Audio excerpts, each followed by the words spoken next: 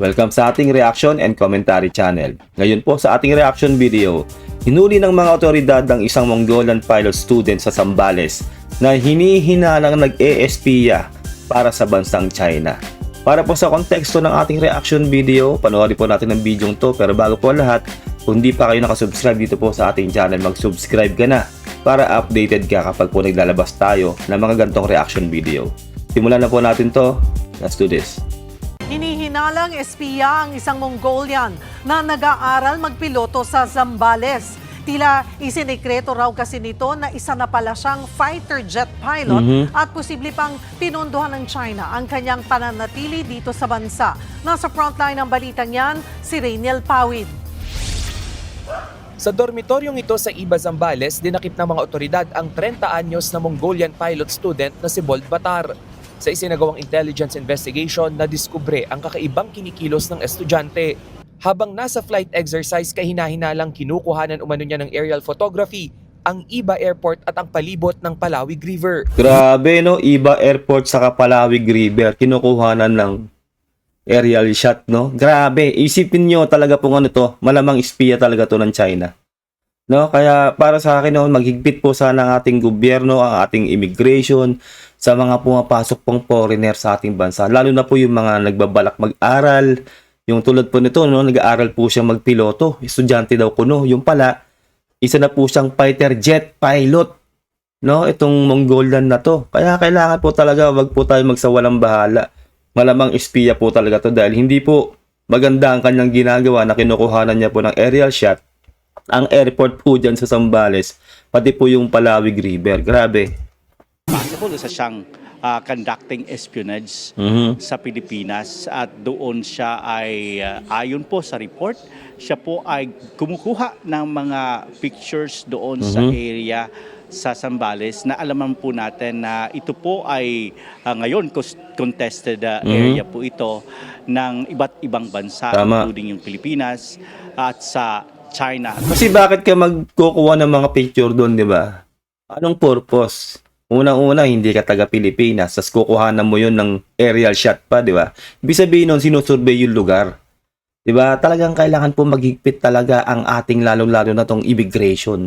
Wag po tayo magsawalang bahala dahil hindi po natin alam, baka matagal na rin po talagang marami nag-i-spy na sa bansa natin. Di ba? Diyan nga lang po sa West Philippine Sea, nagkalat nga po yung mga Chekwa dyan. Paano pa kaya dito sa bansa natin mismo? Siyempre magpapakalat po ng mga kasabwat dyan, yung China, para po ma-espiya ang ating bansa.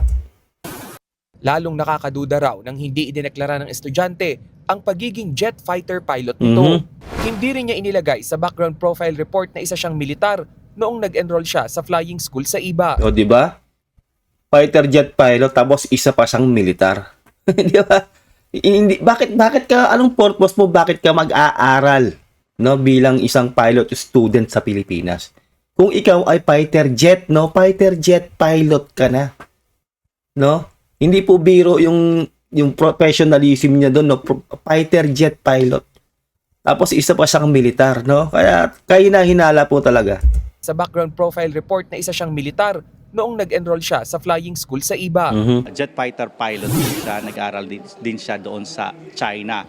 At isa sa nakikita ng ating intelligence group na possibility po, siya po ay ginagastuhan, finance ng Chinese government. Ito po yung sa akin, no, wag po agad siyang i-deport. No? Kasi pagka i-deport po yan, ay mission successful po yan. Siyempre, yung informasyon na nakuha niya dyan sa Zambales ay may re-report niya na po sa kanyang amo o doon po sa China, sa CCP, no? Kasi po kailangan po ikulong yan, i-interrogate, no? Kung talagang ano bang ginagawa niya, bakit ganyan yung ginagawa niya, kinukuhanan niya ng picture, yung lugar dyan sa Zambales, lalong-lalo na po yung airport, no?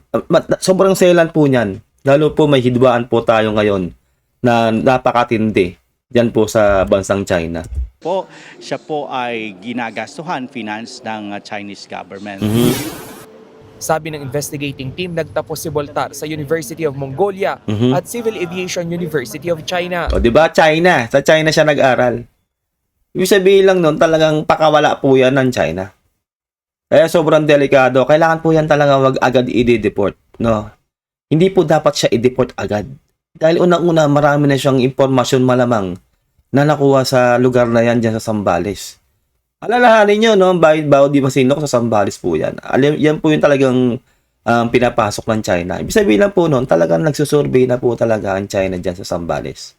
No, gumagawa sila ngayon ng taktika siguro kung paano nila ma-infiltrate ang Zambales. Kumbaga kung tutusin nga, dapat nga naka-red alert ang Zambales na ngayon. Dahil lalo po ngayon, may ganyang kaso, no? Na isang Mongolian na nagpapanggap na mag-aaral lang ulit ng bilang piloto, yun pala, fighter jet pilot na pala siya. Tapos isa pa siyang militar. At nag-aral din siya sa China. Kaya sobrang delikado niyan. At nakuha niya ang kanyang lisensya bilang jet fighter pilot sa People's Liberation Army Air Force Aviation University. 'Di ba? Sa China rin. 'Di ba? Sa China niya lahat nakuha 'yon. Yung kanyang lisensya bilang pilot. Kaya talagang walang mintis to talaga pakawala to ng China. Bilang jet fighter pilot sa People's Liberation Army Air Force Aviation University. Nakakulong na ngayon sa pasilidad ng Bureau of Immigration ng suspect at inaayos na rin ang kanyang deportation document. Naku, wag niyo munang ide-deport kasi sabi ko lang. Wag niyong ide-deport yan, baka mapadali ang kanyang trabaho, no, yung pag-i-espiya sa atin. Siyempre nakakuha na yun. Kahit na makuha pa lahat ng mga camera niyan, 'di ba? Yung mga nakatanim na sa utak niya yan, yung lahat ng nakita niya. No, talagang dapat yan pigain at ikulong ng matagal. Kasi po pag i-espiya talaga yan, malamang yung ginagawa ng Mongolian na yan dyan sa Zambales. Tandaan nyo yan. No? Malaking mistake talaga kapag yan ay basta na lang i-deport. No? Kaya sa gantong kaso po, no, dapat magigpit na po ang ating immigration. At lahat po ng ahensya natin, yung mga, lalo po yung mga paaralan natin, yung mga galing po ng ibang bansa, hindi po masamang mag-ingat. No? Kailangan po interrogate muna yan. Alamin talaga yung background, no? Yung mga mag-aaral sa Pilipinas. Kasi po marami po talaga mga foreigner na nag-aaral sa Pilipinas, lalo na po ng English language. No? Kaya dapat higpitan po ang mga foreigner. Lalo na po sa mga gantong klase rin na talagang dito pa nag-aral ng bilang pagpipiloto, no? Tapos yung pala fighter jet pilot na siya. Sobrang po yan, sobrang nakakatakot yung ganyan. Kaya kailangan po wag agad siyang i-deport. Dahil sa insidente, nagsasagawa na ng review ang Bureau of Immigration sa mga permit na ipinasa ng mga foreign student para makapag-aral sa mga flying school dito sa bansa. Yun, kahit hindi lang sa flying school, pati pa sa mga paaralan natin. Marami rin pong alam kung correct me if I'm wrong, no? Marami rin Checkwang nag-aaral din po talaga sa Pilipinas. Sa bandang, pagkakalam ko, sa bandang Davao. No, marami po doon. Correct me if I'm wrong. Yun po ang alam ko sa Davao, maraming mga Checkwang nag-aaral, no? Diyan sa atin. Kaya kailangan po talaga mag-ingat tayo dahil hindi po natin alam kung talagang napakarami ang impormasyon ang nakukuha ng China sa atin. Kaya po ganun-ganun na lang, di ba tayo kung ganyan-ganyan rin ng China. Ibig sabihin lang po talaga, kalat na po talaga yung kanilang mga espiya sa bansa natin. Kaya kailangan sa immigration, no? Huwag kayong maghigpit sa kababayan natin, ang maghigpit kayo sa mga foreigner na pumapasok sa atin basta-basta. Di ba? Wag yung sariling atin, wag yung kababayan natin kayo maghigpit. Maghigpit kayo dun sa mga foreigner na pumapasok sa bansa natin. Kailangan po talagang doble, triple ingat tayo. Lalo po may sigalot po tayo dito po sa ginagawa sa atin ng China.